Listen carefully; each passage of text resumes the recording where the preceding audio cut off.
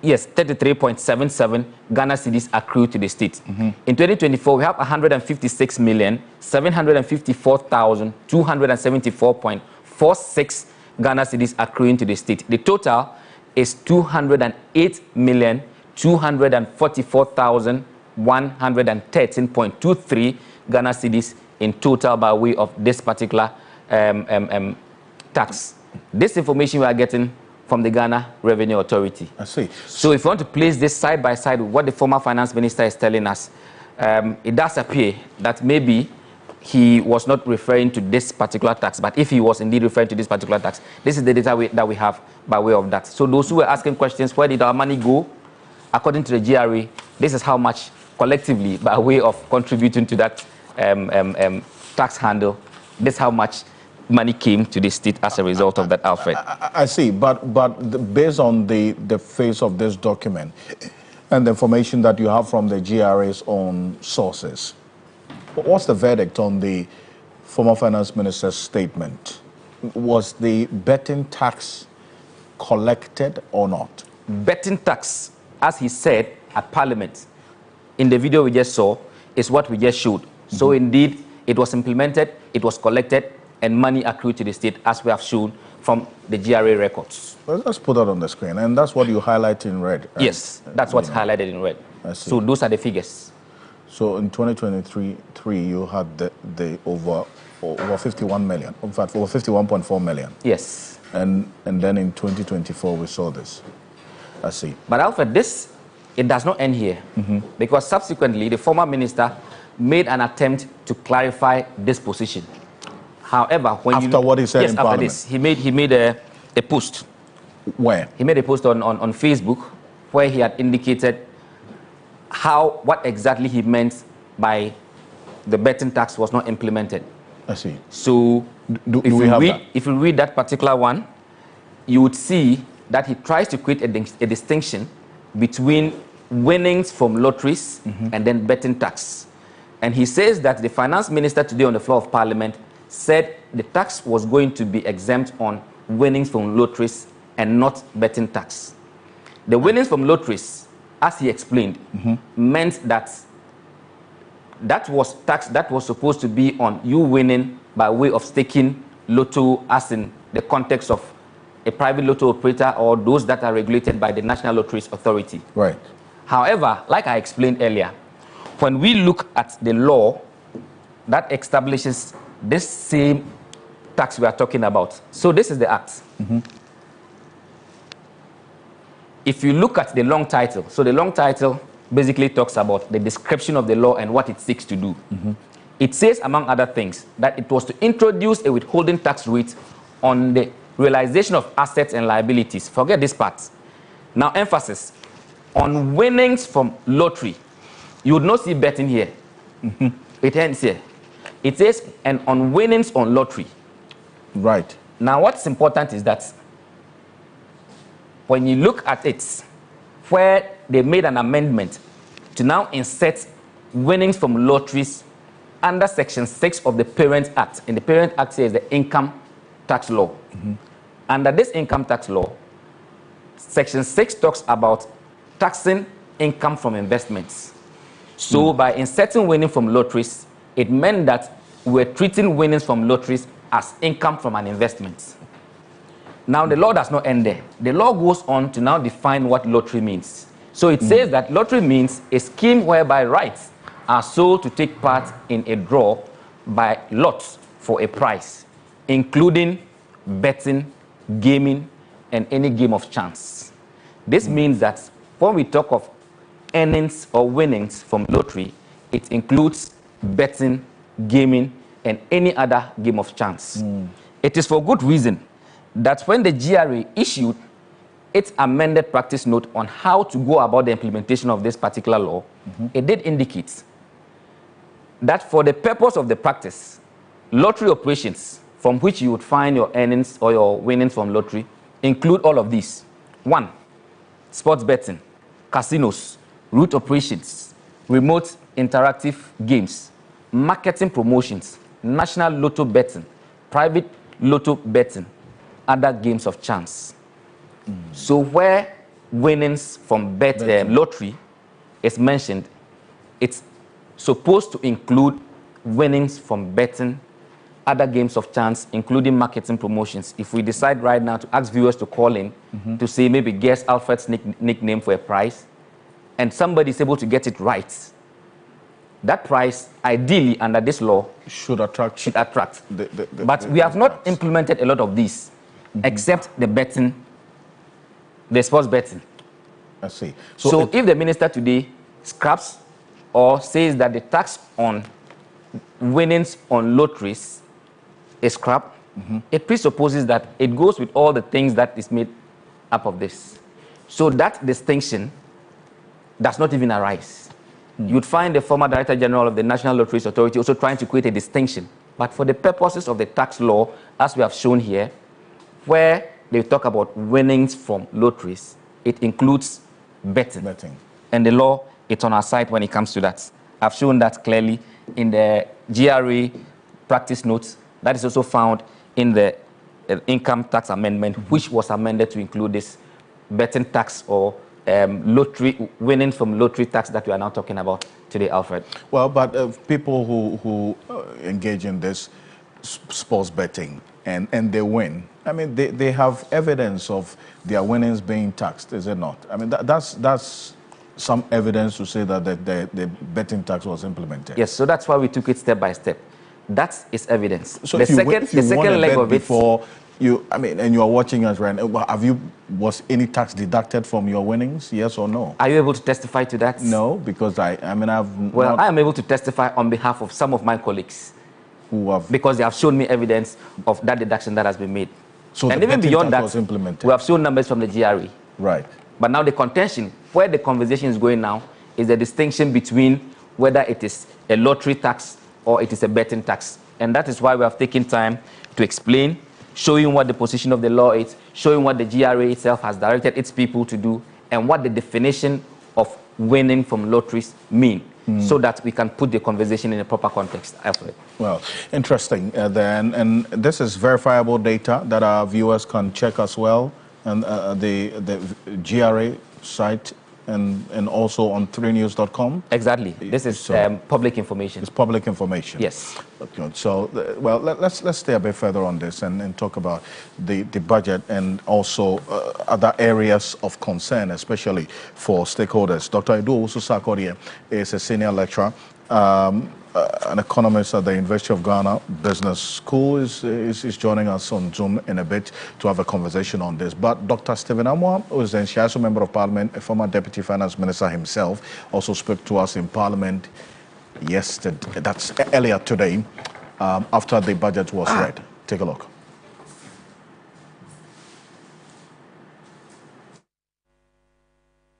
The president told us last week, handing to that electoral strategy, that the economy was in coma. He said it.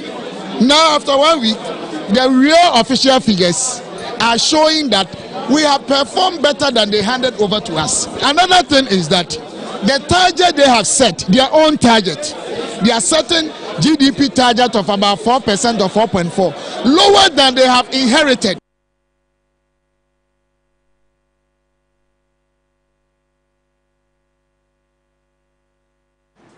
And also, the Minister in charge of Trade, Industry and Agribusiness, Elizabeth Ofosojare, also shared her views with me after the budget presentation earlier today about the Women's Bank, and then also how they intend to recover the monies that will be disbursed under this Women's Bank initiative. Take a look. So I think generally this budget is good, is excellent, and it seeks to help the private sector very well. Another important thing in this budget is the Women's Development Bank. I am so thrilled that in his first year, he's giving seed money for the bank to start. He has actually delivered on his promises. I don't see which of his promises he made that he reneged. And so I think that this budget is good, it's excellent, and I am confident that we'll be able to implement this budget to the letter.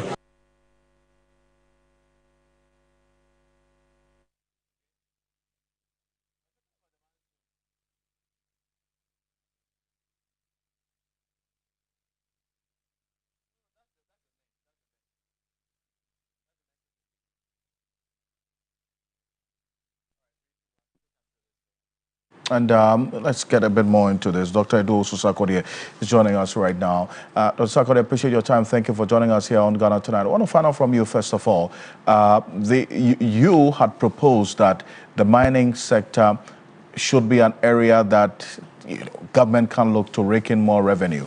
Today, we are hearing as well that that has been considered by the finance minister, at least based on the announcement today.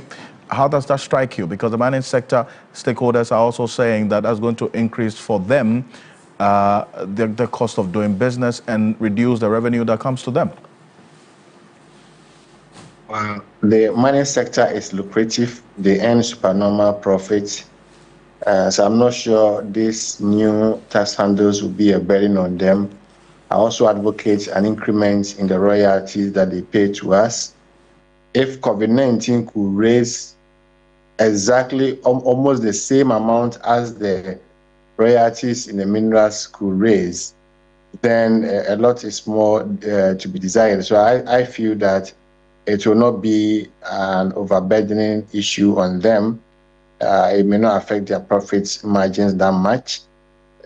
Gold prices have been rising. Gold production in Ghana is also rising. You multiply the two, you get higher value in terms of sales.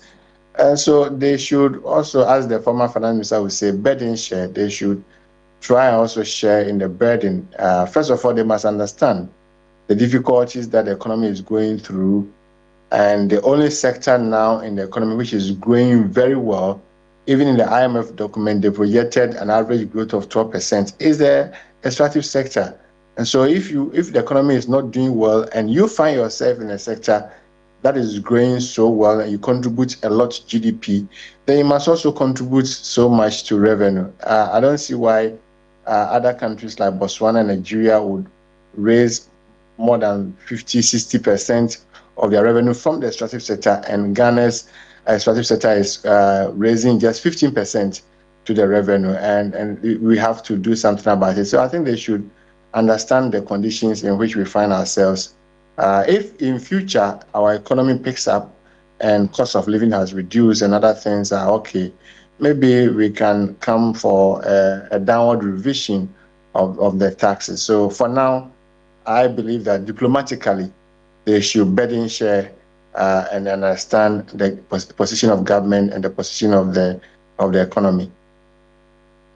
Of confusion about that position the former finance minister, Dr. Mohamed Amin Adam, took in that announcement today after the press conference that the betting tax was never implemented, although there's evidence that indeed bet winnings were taxed.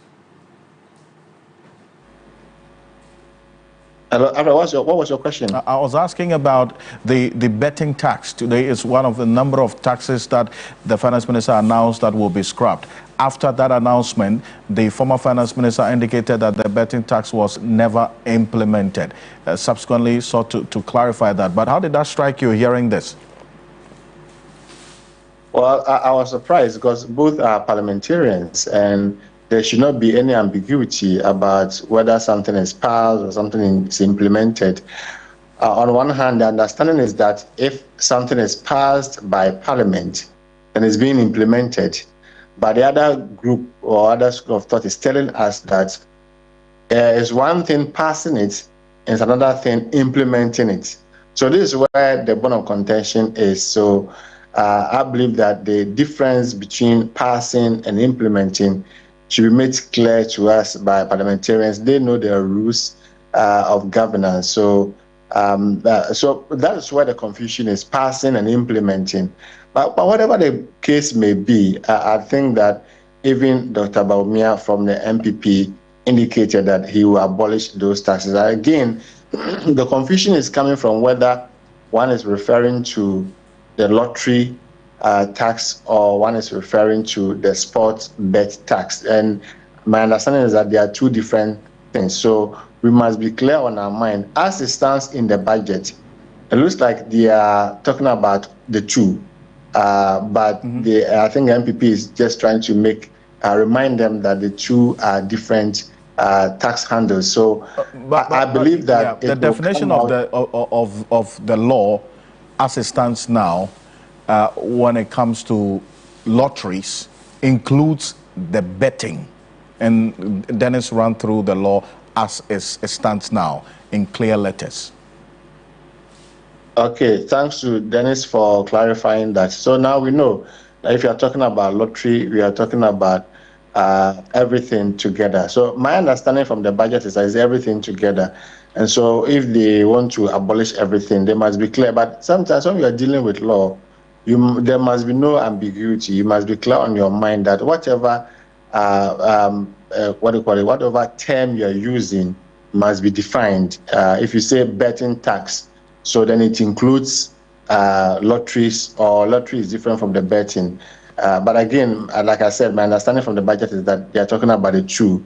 And if they want to abolish the two, fair enough. Already he has indicated how he's going to replace the possible loss of revenue. This morning I saw you projecting the possible loss of revenue in terms of projected revenue from these taxes. So he has indicated that he will replace them. So I'm not sure it should be a big deal, whether we define it this way or define it that way. He has said that he will abolish these taxes, and therefore he will replace it with the mining tax, and also trying to reduce the tax refund.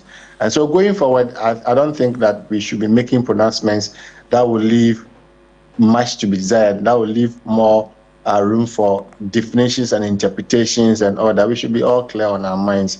If we are not clear as Ghanaians, parliamentarians are representing us. They should demand explanation from the finance minister. Are you talking about sports bet, or are you talking about lottery, or are you talking about both? I think MPP should demand this answer to this question from the finance minister, and also maybe other majority side, so that they can clarify everything for us, so that nobody creates any confusion. Maybe you win a bet and you go and say, hey, your own is not betting, your own is lottery, your own is not lottery, your own is betting, so that it doesn't create confusion in the minds of Ghanaians. Well, you can also overlook the debt burden that the finance minister talked about, domestically and externally as well. And I ran through a few of it, but domestically you're talking about the debt obligation of, according to the finance minister, so of 150.3 billion, representing 11.6% of GDP.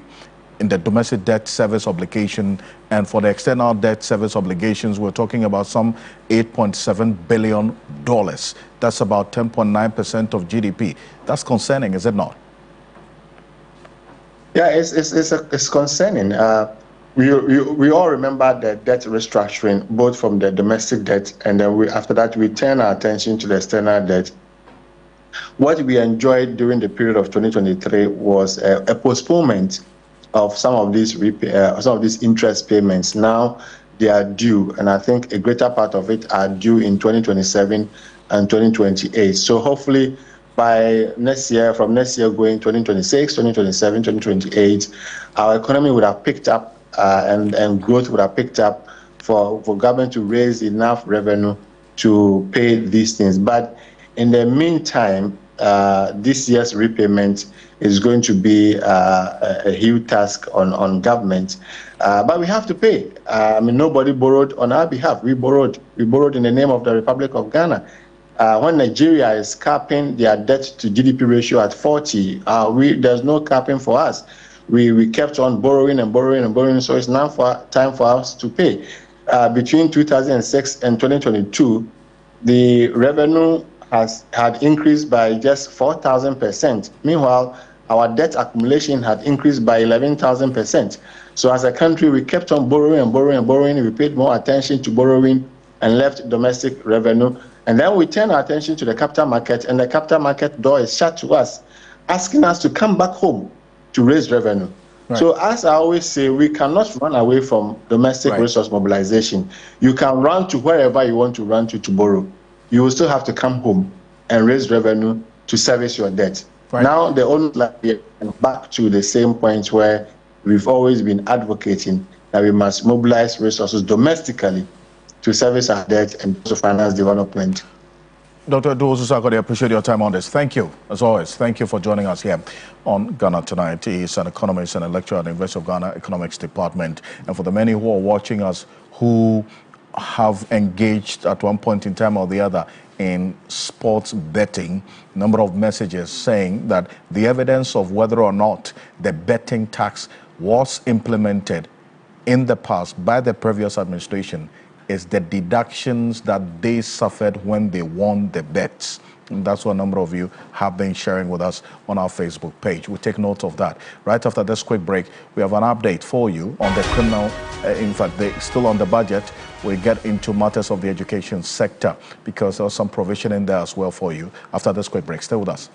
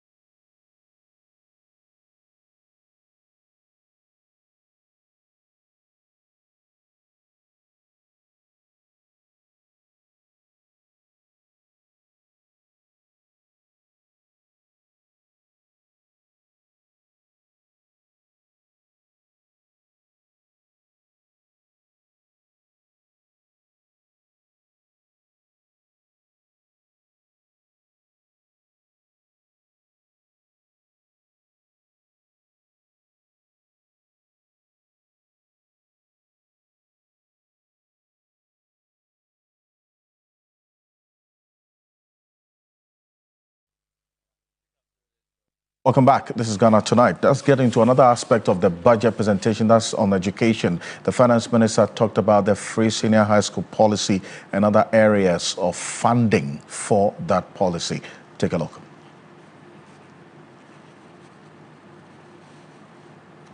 We'll recall that in a bit, but Dr. Peter Patianti is joining us on Zoom right now. But we're going to put this on the screen right now, where the finance minister talks about allocations to the education sector. I'm going to run through it for you on the screen. Let's put it on the screen right now as we have it based on the budget presented today. Free senior high school, some 3.5 billion Ghana cedis has been allocated, and according to the finance minister, because the Get Fund is also being uncapped now, to make some additional funding of some 4.1 billion cedis for the funding of free senior high school. Non-academic fee policy, there's a no academic fee policy for the first year.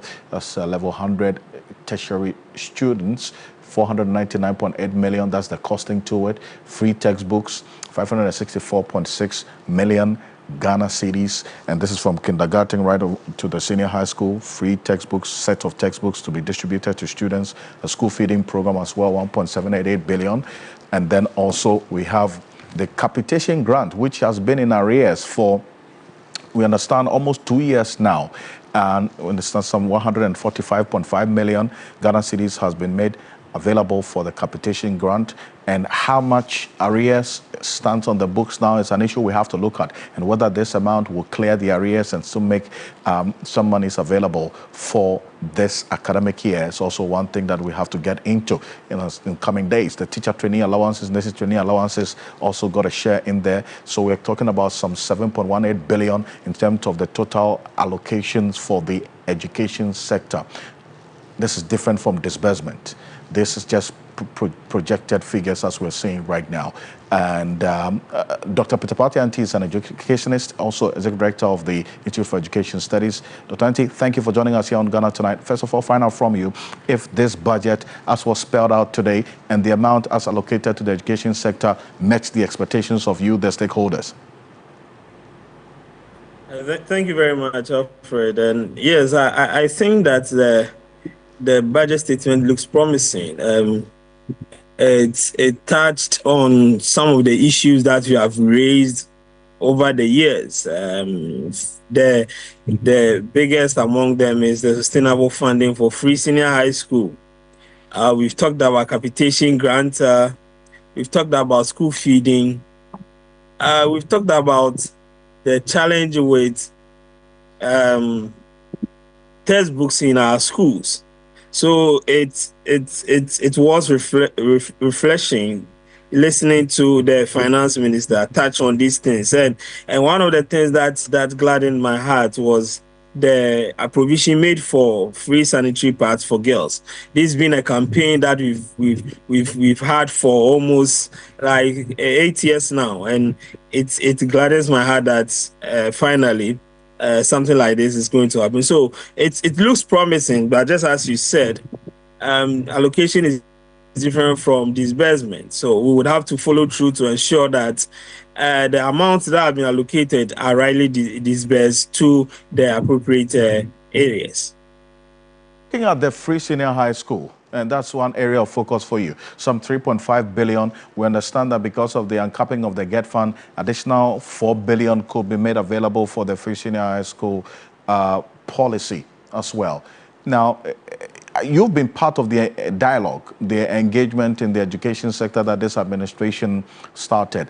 Now, will this tick the box for you as a sustainable funding source for this free senior high school policy? You know, one of the things that we have been suggesting is to get a sustainable mode of funding for the policy. Now, I for one have said that it doesn't matter the mode and the nature that that particular sustainable mode of funding would take. It could be in the form of a tax. I remember one of the dialogues that we had in your studio at TV3, I mentioned taxation and other things that we could look at. Now, what the Get Fund is a levy. The Get Fund is a levy which is accrued to the government at every point in time. So this is a constant stream of income that gets to the government coffers. Now, if the Minister of Finance is saying that they are going to rely on Get Fund to fund free senior high school, what it means is that there is going to be a constant stream of income coming to support the funding of the free SHS. Aside the GOG and the ABFA, that gets into the free that gets to support the free SHS, and that for me is very refreshing. What we have also added when we went to is that we should also look at the ABFA and then review the law to make education one of the pillars that the ABFA will be used to fund, whether it is a priority to the government or not, because as it stands now, the law gives room for priorities. And fortunately for us, over the years, governments that have come have listed education and health as priority areas. We don't know what will happen in the next in the next 10, 20 years, where a government will say that industry and manufacturing or agriculture is a priority area, and therefore we will not get the ABFA also supporting free senior high school. So we are thinking that the government should make a step further to legislate the use of ABFA, a portion of the ABFA, to fund free senior high school. If you are able to get these two, the Get Fund and the ABFA, the challenges of free senior high school in terms of funding will become a thing of the past. And for me, this is a very progressive move that we are making towards sustaining the policy for the future. I see, we'll hear from the Okaigwe Central MP that I spoke to, that's Patrick Boamah, earlier today. But just quickly in a minute, Dr. Ntee, going forward, you say you're expecting a legislation for the funding source for the free senior high school policy. We do know that the free senior high school bill was on the table in the 8th Parliament. Unfortunately, from the laws and how it works, this whole process will have to start again. How soon do you expect this to start? Well, I think that is within the domain of the Ministry of Education, whether they would want to push this bill.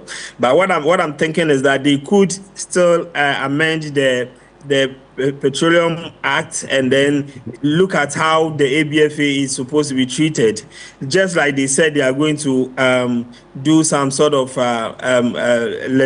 review some of the legislation in terms of Get Fund to ensure that it is uncapped and the money is going to use to support the free senior. So you don't need to do a free senior high school bill. You just need to amend some of the portions of the Petroleum Act so that you get some amounts constantly devoted to support education in Ghana. All right. And Dr. Ntee, appreciate you for this. Dr. Peter Partey Ntee, Executive Director of the Institute for Education Studies. This is Patrick Boamah about this same matter of the free senior high school and the funding source. Take a look. Those are funds set up by statute and by Parliament, so he has to come back. And it's not going to be an easy ride for their uncapping. Yes, they have their numbers, but there will be a serious debate on some of this. For example, Get Fund. Get Fund is mainly for infrastructure.